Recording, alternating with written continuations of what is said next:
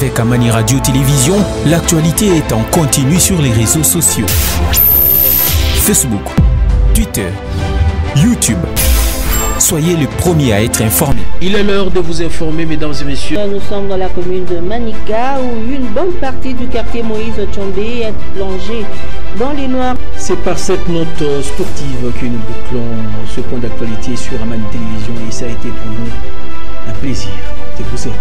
Merci mesdames, merci messieurs. Mais aussi, vous pouvez nous informer en tapant les 097 00 00 97 2. Amani Radio Télévision, les bonnes et les vraies informations sont ici.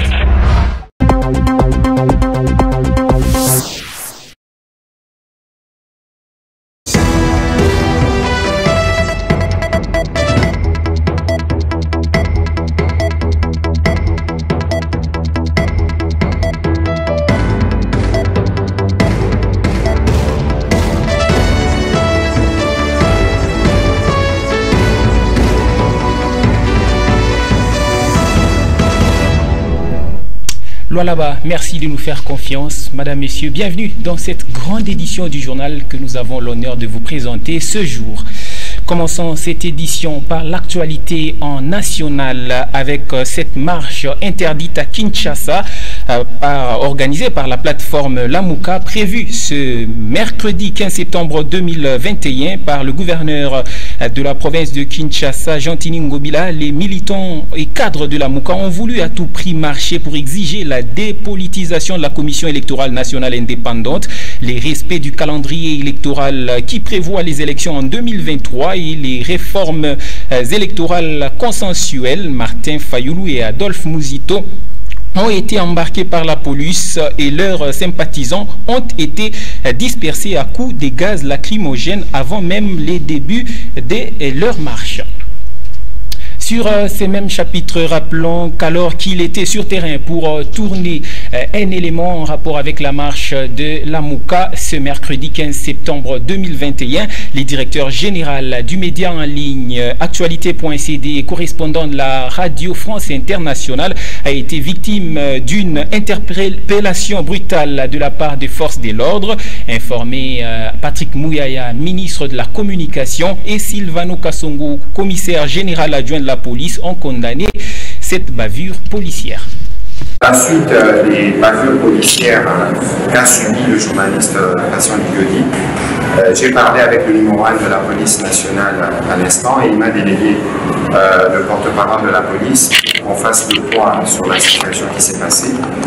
Nous condamnons fermement ces bavures policières, que ce soit le numéro 1 de la police, des enquêtes immédiates pour identifier les policiers qui sont à la base de cette situation et ils seront sévèrement sanctionnés.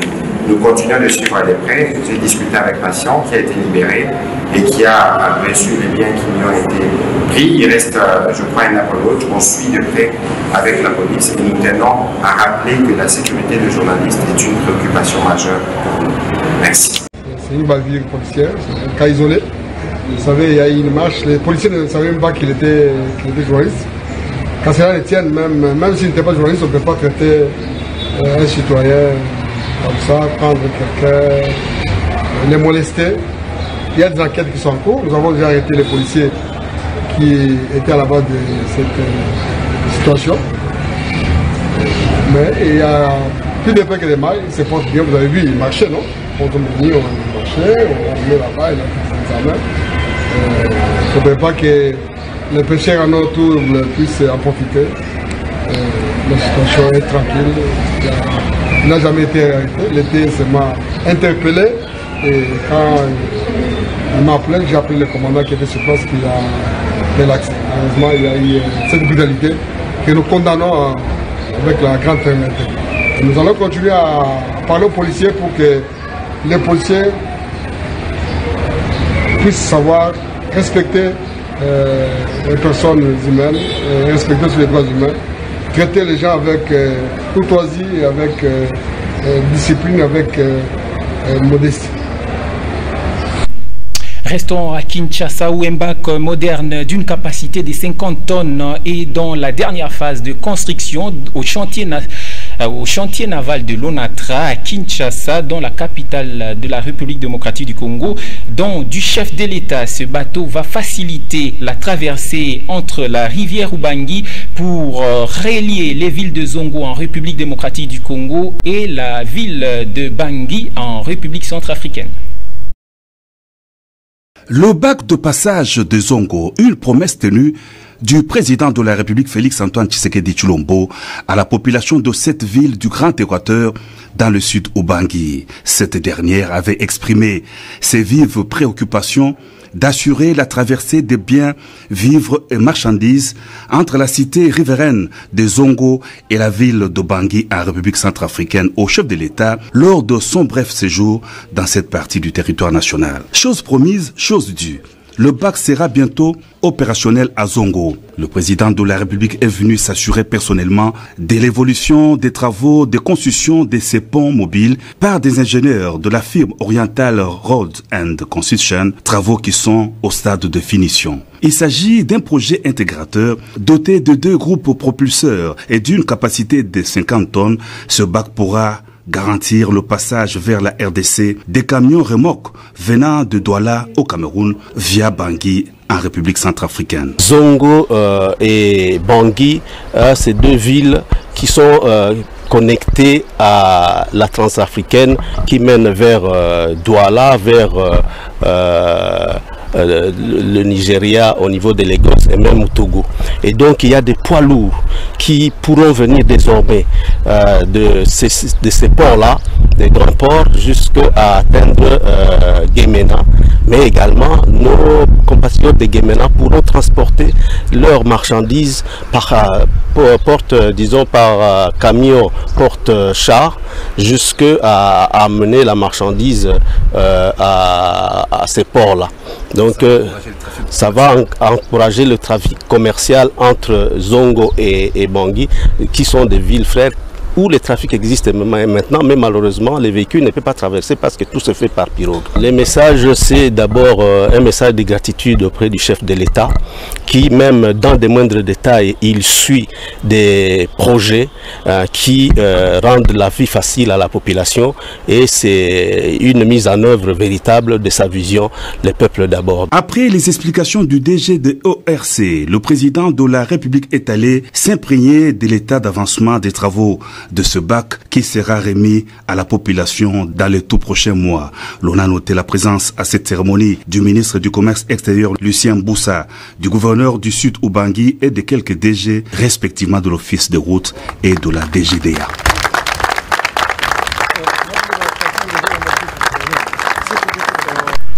Revenons au Lualaba, où l'inauguration, où on a inauguré le siège de l'UDPS Kolwezi le mardi 14 septembre 2021 en présence de plusieurs cadres et militants du parti cher au président de la République, Félix-Antoine Tshisekedi Tshilombo. Ces nouveaux sièges est situé dans la commune de Manika, au quartier industriel, sur l'avenue Lualaba. Suivez ce reportage de Charmé Katembo, à qui nous avons prêté notre voix.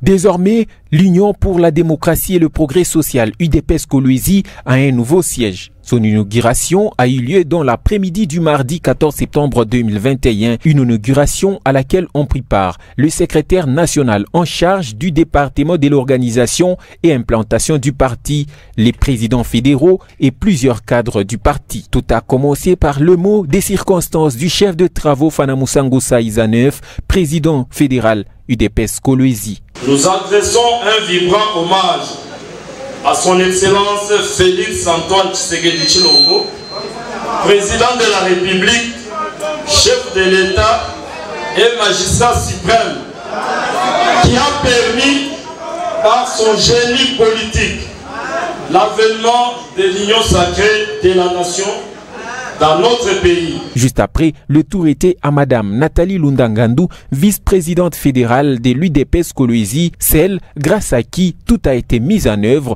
pour que ces partis chers au président de la République aient désormais un siège digne à la taille du numéro 1 de la RDC. Ne nous cherchez pas ailleurs, car désormais, l'UDPS Tshisekedi a déjà une nouvelle adresse. sur l'avenue Lualaba, quartier industriel. À son tour, M. Abébi, secrétaire national en charge du département de l'organisation et implantation du parti, n'a pas manqué de mots tout en jetant des fleurs à cette belle œuvre. La joie que nous exprimons vient du fait que les combattants de cette province en général, et spécialement notre vice-présidente fédérale, Maman Nathalie Lundangango, en particulier. Ensuite, ça n'est suivi la coupure du ruban symbolique avant la remise officielle de clés et la visite des bureaux. Fifi Masuka Saini, gouverneur ad intérim du Lualaba, a interpellé les responsables des entreprises minières longeant la route. Nzilo a bien s'est conformé à la recommandation de l'exécutif dans la réhabilitation de ces tronçons routiers. Un reportage de Eric Mayawel. Le gouverneur intérimaire de la province du Lualaba a convoqué les entreprises minières et autres sociétés utilisant la route qui mène vers le barrage de Nzilo. Cela faisant suite aux plaintes de la population des différents villages de la contrée exposée à la poussière au passage des véhicules de ces entreprises. Fifi Masuka Saini, entouré du ministre provincial des infrastructures et travaux publics Paulin Kalao et du ministre provincial d'Emile Jamari Chizainga Sanama Lungamana, a informé les responsables des entreprises de la décision de l'exécutif provincial de réhabiliter cette route pour épargner sa population des diverses maladies. Les responsables de certaines entreprises ont promis d'accompagner l'autorité provinciale dans cette démarche combien importante pour la population riveraine. Pour le ministre provincial des infrastructures, bientôt les travaux vont commencer sur cet axe. Comme toujours, nous sommes au niveau des infrastructures. Nous avons la route Nzilo qui pose de problèmes. Déjà à l'entrée avec la RN39, quand vous y passez, il y a trop de poussière et la population de Samoukinda se plaint chaque fois. Voilà pourquoi l'autorité a bien voulu réunir les entreprises qui sont de ce côté-là, qui ont des camions qui passent à tout moment et qui laissent la poussière qui fait souffrir la population. Nous avons échangé sur cette question pour voir dans quelle mesure nous pouvons rapidement trouver des solutions par rapport à cette poussière soulevée à tout moment par les camions. En fait, les entreprises, ce sont les entreprises qui ont des camions, qui créent, qui soulèvent la poussière. Nous devons les associer et je crois qu'ils ont bien accepté la proposition. Nous les avons proposés pour qu'ils nous accompagnent dans les efforts que nous allons fournir pour réhabiliter cette route.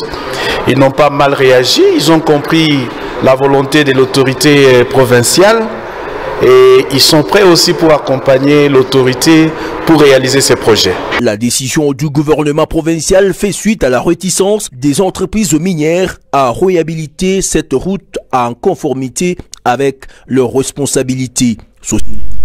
Au chapitre de célébration, le monde célèbre ce mercredi 15 septembre la journée internationale de la démocratie. Cette dernière a-t-elle progressé ou régressé dans le monde? Qu'en est-il de la République démocratique du Congo? Une réflexion de votre rédaction rendue ici par Gédéon Amaleka.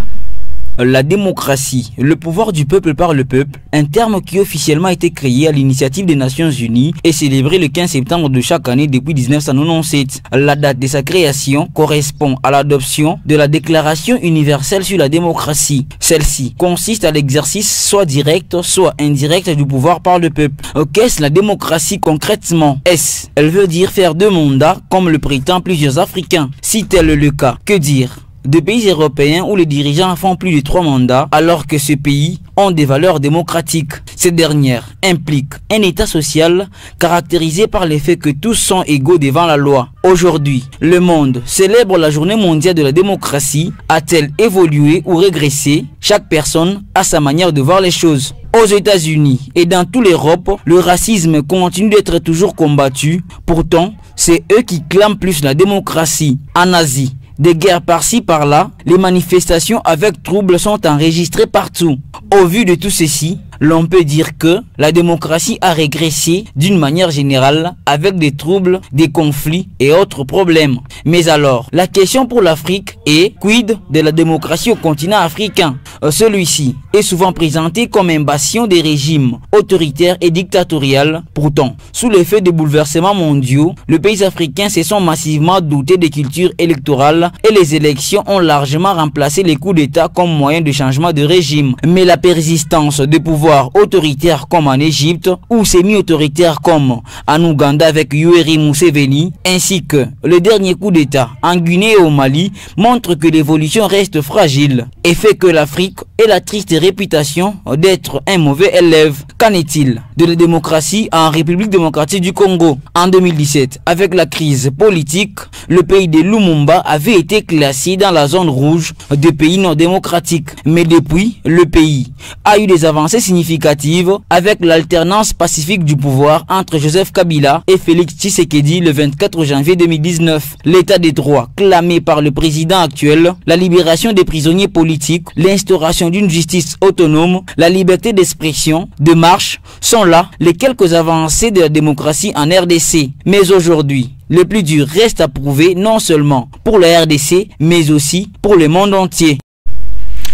Parlons société cette fois-ci. Le village Tchaboula, situé à plus ou moins 7 km du centre-ville de Kolwezi, fait face à plusieurs difficultés sociales, notamment le manque d'infrastructures sanitaires, scolaires et de l'eau potable.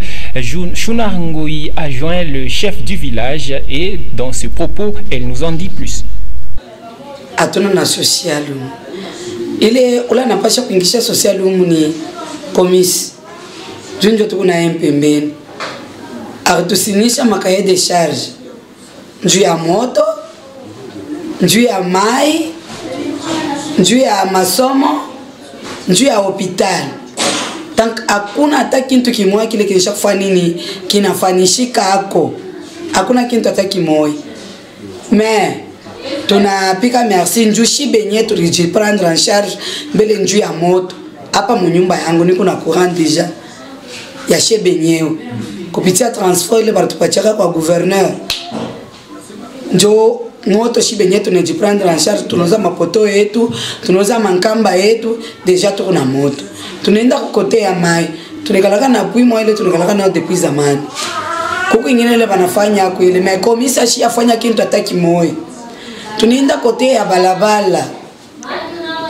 Balabala yetu malgré beko na itengeneza.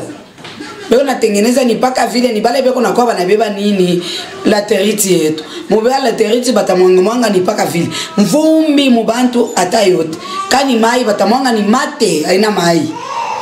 Bantu beko na jiplendre yo mama sasa sheye bantu balingia umume vumbi hakuna namna.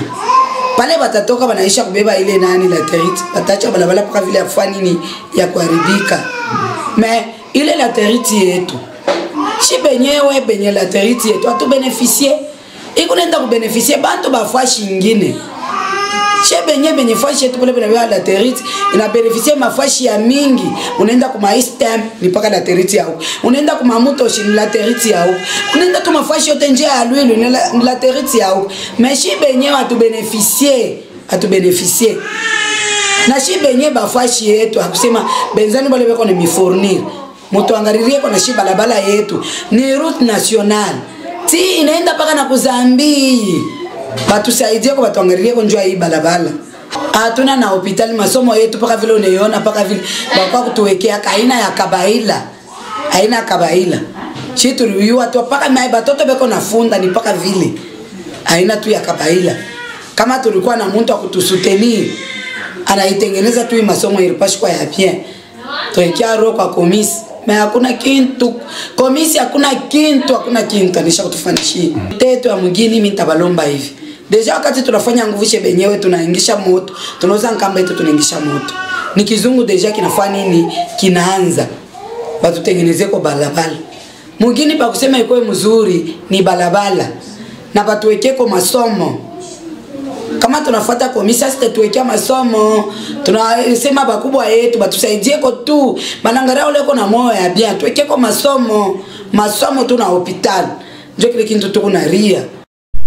Rendons-nous à la cité Manika cette fois-ci pour garder les marchés centrales propres. Les marchands et marchandes de ces lieux de négoce sont appelés à effectuer les travaux de Salongo chaque mercredi et samedi, à en croire l'administratrice adjointe Issa Ngoyi. Ces activités permettent au marché central de Kolwezi de garder son éclat. Suivez cet élément de Max Kauching. Organisé chaque mercredi et samedi pour garder le marché central de Manika propre, l'opération Salongo s'est bien déroulée ce mercredi 15 septembre. Une occasion pour le marchand et le marchand de se lier des négoces d'entretenir leur lieu d'activité. À peine les Salongo terminés, les immondices sont récupérés en vue d'être évacués loin de la ville. Mon marché central, ni 2 jours, mercredi na samedi. Mercredi na samedi kwanza 7h, 9h. Samedi na yo 7h, 9h30. Ni ile Salongo kunafanyika kusoko. Des environs yetu tuku na bale beko na tumika chaque jour. Lundi, mardi, mercredi, jeudi, vendredi, samedi. Buku na bale banatumika tena dimanche. Miotoka yetu tena na kwa kubeba. Uchafu pote buko natoka buku nenda chaque jour. Motoka yetu haipusake kuya kubebesha buchafu. Motoka iku nakuya kubeba buchafu chaque jour. Tuku naona bashario men. Beko nakuya na buchafu mushario anafika pafacha na tula. Njua asha kuyasa motoka na kwaka kubeba. Tunalomba. Tunakatala bashario men. Anka tunampata ule shario men. Na shario men mwenyewe na shario yake bana bamba. Bale beko nafika bana yasa mercredi tukunafanya Salongo. Bana beba mabuchafu ya kumamilango yapo. Bana kwa na yo kunsoko. Tunalomba ko ba mama mujorganize. Buchafu ni buloji. Hors caméra, certains marchands affirment qu'ils sont obligés de débourser de l'argent pour être épargnés au Salongo. Et parfois, des inondices prennent du temps avant d'être évacués. En sport, avec un bilan de 8 médailles et une coupe, le Karaté Club NDK a présenté ce fruit de la participation à un tournoi international organisé à Likasi au début du mois de septembre à son sponsor numéro 1, Didier Njungu Kachala.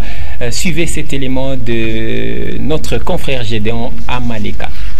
Après avoir participé à l'Open International Umoja de Karaté Do du 4 au 5 septembre 2021 à Likasi, le Karaté Club NDK est allé présenter les médailles glanées à cet Open à leur sponsor numéro 1, Didier Njungu Kachala, ce mercredi 15 septembre 2021. Ils ont présenté leur bilan et ont remis la coupe et diplôme de mérite à leur sponsor. Championnat Open International Umoja, dont le club NDK a été représenté par 7 athlètes. On a fait l'équipe, junior comme senior, kata comme équipe, senior, comité, et d'où on est sorti en vice-champion du tournoi. Et ça, c'est la coupe qu'on a amenée de la 2e place. Au total, on a amené au moins 8 médailles avec nous, 2 médailles en or, 6 en argent et 1 médaille en bronze. Ça, c'est les diplômes des mérites. Donc avec le titre de meilleur dirigeant, à chaque fois que nous avons toujours toqué chez vous pour des l'aide, vous n'avez jamais fermé de l'aide pour nous aider. Ça aussi, c'est une médaille en or.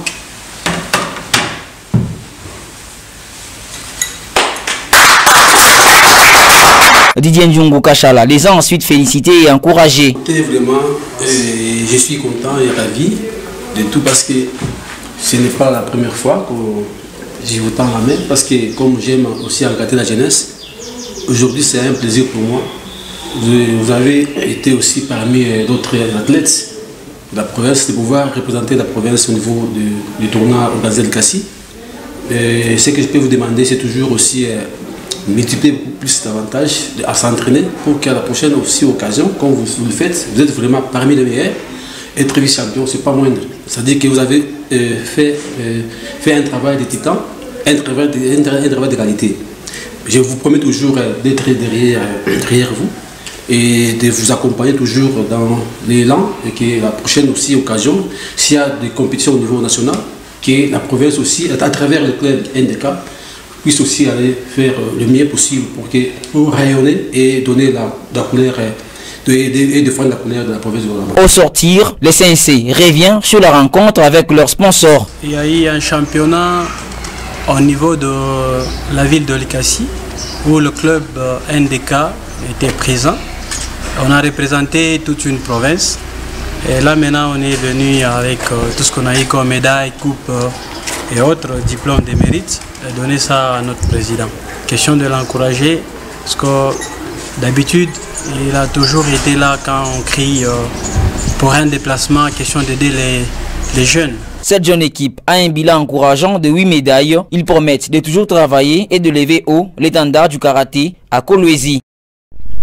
Terminons par cette nouvelle décédé depuis le 21 août 2021 dernier. Le feu président de l'Assemblée provinciale du Haut-Katanga, Gabriel Kyungwa-Kumwanza, sera inhumé ce jeudi 16 septembre en sa ferme Kiyambi sur la route Kasenga à Lubumbashi dans le Haut-Katanga. De son vivant, Antoine Gabriel Kyungwa-Kumwanza fut président de l'Assemblée provinciale du Haut-Katanga, PCA de la SNCC et président du parti politique UNAFEC.